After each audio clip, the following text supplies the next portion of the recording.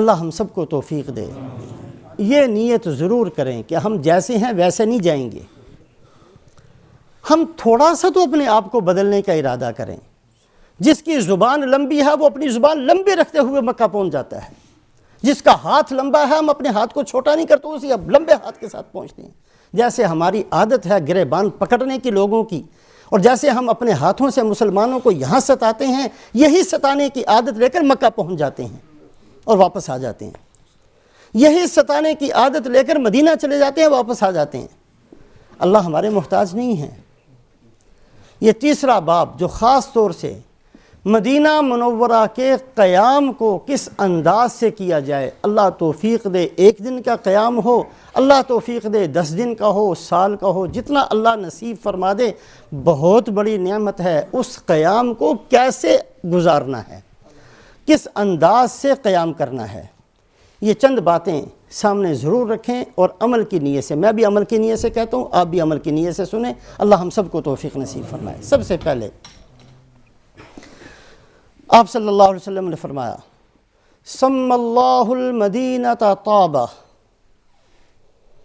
اللہ پاک نے مدینہ منورہ کا نام رکھا ہے طابہ۔ مدینہ کا نام اللہ نے رکھا، کسی اور نے نہیں، اللہ نے مدینہ کا نام کیا رکھا؟ طابہ۔ طابہ کا معنی ہے پاک، طاہر، پاک صاف جگہ۔ اس حدیث پاک کی تفسیر اور تشریح کے اندر محدثین فرماتے ہیں اس کا مطلب یہ ہے اگر یہاں رہنا ہے تو پاک بن کر رہو۔ کیا مطلب ہے اس حدیث پاک کا؟ مدینہ میں رہنا ہے تو پاک ہو کر رہو، آنکھیں پاک رکھو، خیالات پاک رکھو، کپڑوں کو پاک رکھو، زبان کو پاک رکھو، دل کو پاک رکھو، دماغ کو پاک رکھو، پاک بن کر یہاں رہنا۔ سم اللہ المدینہ طابہ، مدینہ کا نام اللہ نے طابہ رکھا ہے، یہ پاک جگہ ہے۔ اور اس کی مزید تشریح کرتے ہوئے محدثین فرماتے ہیں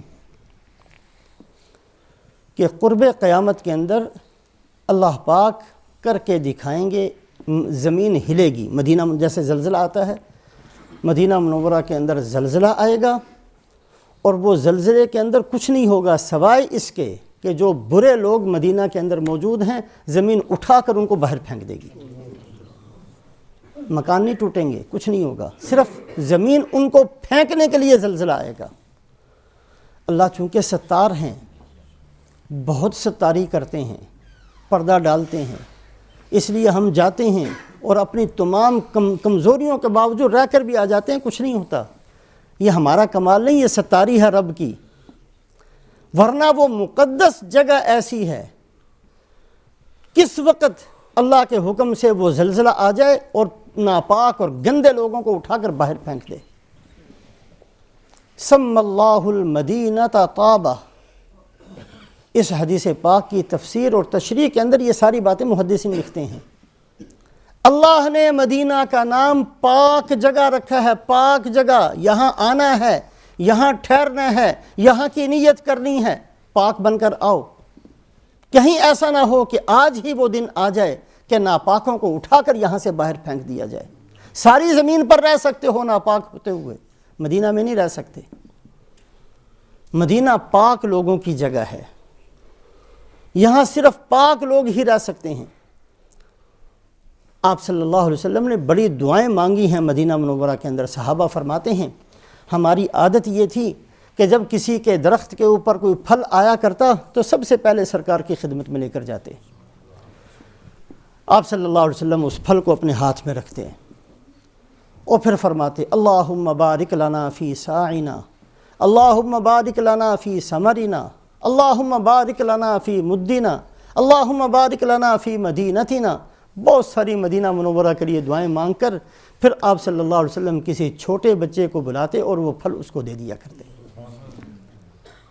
مدینہ منورہ بڑی پاک جگہ ہے، اللہ توفیق دے تھوڑا سا اپنے اوپر جبر کر کے، ہماری عادتیں پکی بہت ہو گئی ہیں اور بڑا دیکھنے میں یہ بات آتی ہے کہ ہمیں کوئی فرق نہیں پڑتا، ہم کہیں بھی پہنچ جائیں ہم نے وہی رہنا ہے جو ہم ہیں، لیکن تھوڑا سا اپنے اوپر جبر کر کے درست کرنے کی کوشش کریں۔ مدینہ منورہ کے اندر خاص طور سے اپنے آپ کو پاک رکھنے کی، میں کسی پر طنز کرتے ہوئے نہیں کہتا، لیکن مجھے بہت دکھ ہوتا ہے جب مدینہ کے اندر رہتے ہوئے آدمی سنتوں کو ذبح کرتا ہے۔ مدینہ کے اندر رہتے ہوئے سنت کے خلاف کوئی بھی کام کیا جائے بڑا دکھ ہوتا ہے۔ ہم خود بہت گناہ گار ہیں، کسی پر طنز مقصود نہیں ہے، لیکن ہم سب اللہ کے نبی کے امتی ہیں۔ جس نبی کی سفارش پر امید لگائے بیٹھے ہیں، کچھ تو اس کا اتباع کر کے دکھائیں۔ جس نبی کی سفارش کے بغیر مسئلہ نبیوں کا حل نہیں ہوگا، کچھ تو اتباع کر کے دکھائیں، کچھ تو ارادہ کریں، مرنے سے پہلے کچھ تو نیت کر لیں کہ ہم نے اس نبی کی غلامی اختیار کرنی ہے، اپنی شکل صورت ویسی بنانی ہے۔ اللہ ہمیں توفیق نصیب فرمائے۔ دوسری حدیث پاک کے اندر، اور یہ دوسری حدیث پاک جو ابھی میں عرض کرنے لگا ہوں، بہت غور سے اس پر توجہ فرمائیے، اللہ توفیق دے تو اس کو پلے سے باندھیے، اللہ مجھے بھی توفیق نصیب فرمائے۔ بہت اہم قسم کی حدیث ہے۔ آپ صلی اللہ علیہ وسلم نے فرمایا لا يدعها احد رغبۃ عنها الا ابدل اللہ فیها خیرا منہ۔ کوئی بھی بندہ اگر مدینہ منورہ سے اعراض کرتے ہوئے مدینے کو چھوڑے گا، دل نہیں لگا، مدینہ پہنچ گئے بیوی یاد آ رہی ہے، مدینہ پہنچ گئے بچے یاد آ رہے ہیں، مدینہ پہنچ گئے دکان یاد آ رہی ہے، مدینہ کے اندر دل نہیں لگتا اور ایسے فضول قسم کی چیزیں یاد آ رہی ہیں، اور ایک آدمی جلد بازی سے مدینہ منورہ چھوڑ کر چلا جاتا ہے۔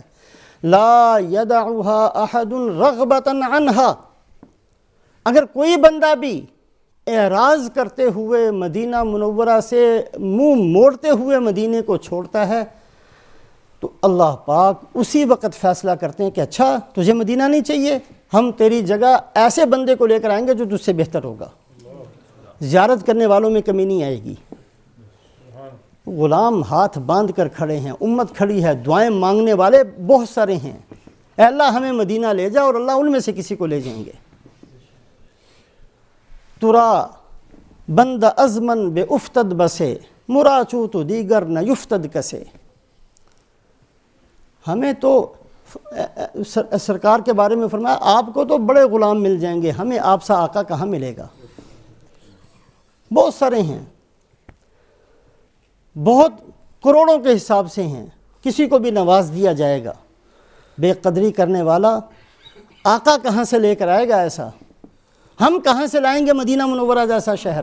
اگر ہم سے بے قدری ہو گئی اور اللہ کی طرف سے اٹھا کر کسی اور کو ہماری جگہ دے دی گئی، ہمارا کیا بنے گا؟ یہ جو فیصلے ہوتے ہیں اللہ کی طرف سے بڑے اہم ہوتے ہیں، اور اس کے اوقات ہوتے ہیں۔ یہ لمبی چوڑی بات ہماری سمجھ میں نہیں آنے والی، لیکن تھوڑا سا اس چیز کو سامنے رکھنے کے لیے کہ یہ ایک غیبی چیز ہے۔